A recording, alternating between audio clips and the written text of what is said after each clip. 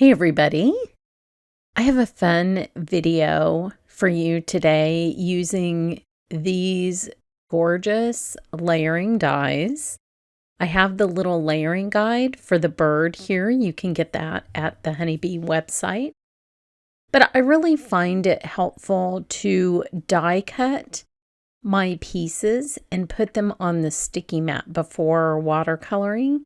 And then I save the extra watercolor paper for little tiny die cuts I might watercolor later.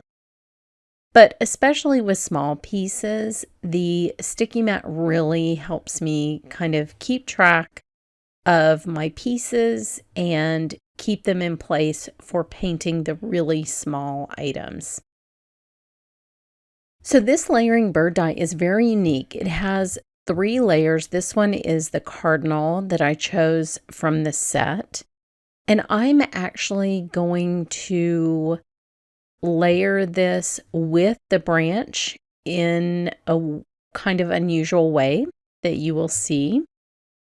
So having 3 pieces with different shades of red is going to be very helpful in sort of the effect that I'm getting with the way that I layer this die. So what I've done is I've chosen my darkest cool red. So you can see it has kind of a burgundy color, has a lot of blue in it. And I'm moving from a cool red to a warm red from the back layer to the front layer. And you'll see in the finished card how big a difference that makes to use 3 different colors with this die. I think it's so fun that it has 3 layers. So this last layer is my warmest color. You can see that's kind of a fiery red. These are Daniel Smith watercolors, and I love that. It's really like a pure cardinal color. Now on this one, since I'm doing wet on wet watercolor, I also took the very first cool dark color and I added it into the wet top layer die cut to bring in the edges a little bit and give them shading. And I dropped a tiny bit of yellow into the top of that bird as well. So now I will paint the greenery. Same thing. This is going to be a wet on wet technique. So you'll always see me painting clean water first onto the die cut. This just helps the watercolor move around and blend on its own without me blending it. It's just doing what watercolor does. And I find that kind of magical. So I love that look and try to do it as often as I can, especially with die cuts, because you have the room to let those watercolors blend and flow together. Now, my rule is 2 or more colors are always better than 1 in watercolor. So I will also be dropping in a yellowish green onto this branch. It just livens it up so much and makes it look so much more natural. If you have more than 1 color, no botanicals in nature are truly just 1 color if you study them closely. So I find that this just makes everything look a little bit more realistic. Now I'm painting the little face detail, the eye, and the little feet black on this cardinal. Again, you're going to see the way that I layer this die. It's really important that the die comes with the feet separate, so I'm super excited about that because it lets part of the bird be in front of the branch and part of it be in back of the branch. So I'll set that aside to dry, and I will create a background piece that actually is a 5x7 piece of watercolor paper that I will cut into 2 separate background pieces. I love this about 5x7 watercolor paper because a 3.5x5, when you cut it in half, is more than enough for a beautiful scenic card front.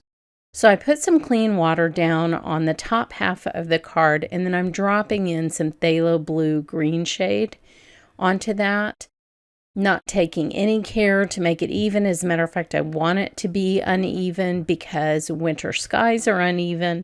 And then I'm going to grab a baby wipe and wad it up. I have another video on this on my channel. This is called the cloud machine. It's a technique I learned in a watercolor workshop in New Mexico.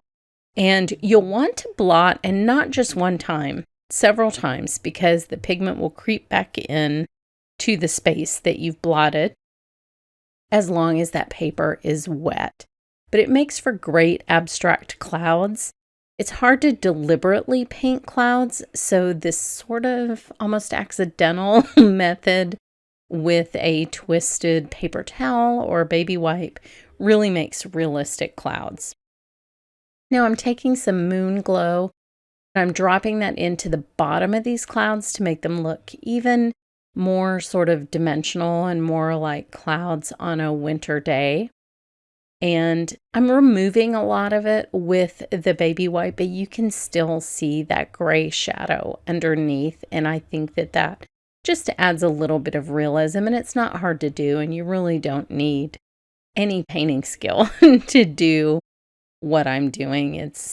There's no reason that you should feel intimidated about watercolor. It's actually really easy, and what I'm doing is really pretty simple. Now, if you have any watercolor that's seeped under your paper, go ahead and clean that up, especially if you're working on a non-porous surface like I am on my glass mat. And then I will thoroughly dry this background piece before cutting it into two different pieces. You can take your watercolored pieces off the sticky mat because, again, that's a non-porous surface. They may not dry properly there, and you can put them on a porous surface like a microfiber towel or a paper towel, whatever you have handy, and they will dry a little bit faster. If any of them need a little bit of help, just pick them up and dry them briefly with your heat gun. But mine dried really pretty well on the microfiber towel. And some of these pieces are tiny. Look at his little tiny feet. Okay, so now I'm figuring out where to put the branch and just showing you sort of how this bird layers. But my concept was that the back two layers of the bird were going to be behind the branch, and the front layer of the bird and the feet would be in front, because if you think about it, when a bird sits on a branch, his tail goes behind the branch, right? And his body is to the front. So that's where layering dies really give you a sense of realism that is hard to achieve with just a stamp image, for example, because it can't do both the background and the foreground if you're stamping it. So I really appreciate dies that come in pieces like this, especially with birds, just because of the way birds are put together. It just makes sense that his tail would be behind and his body and his feet would be in front. So I know that I get excited about weird things, but I was super excited about this because it's realistic. So that's fun. It's going to make a fun Christmas card. I'm particularly fond of cardinals. I had a cardinal that had little babies in one of my hedges out front, and it was so much fun to watch them raise those little babies. Cardinals are great parents, actually. They stick around with their babies for a long time. Both parents take part in raising and feeding the babies for quite a long time, so that's kind of fun. So see how I put the feet in front of the branch? I love that. I'm enamored with this. I know I've said a lot about it, but I really like it. Now, don't worry about that glue that's peeking out. Better safe than sorry. With glue, not only does it dry clear, it's easily removed with an adhesive eraser.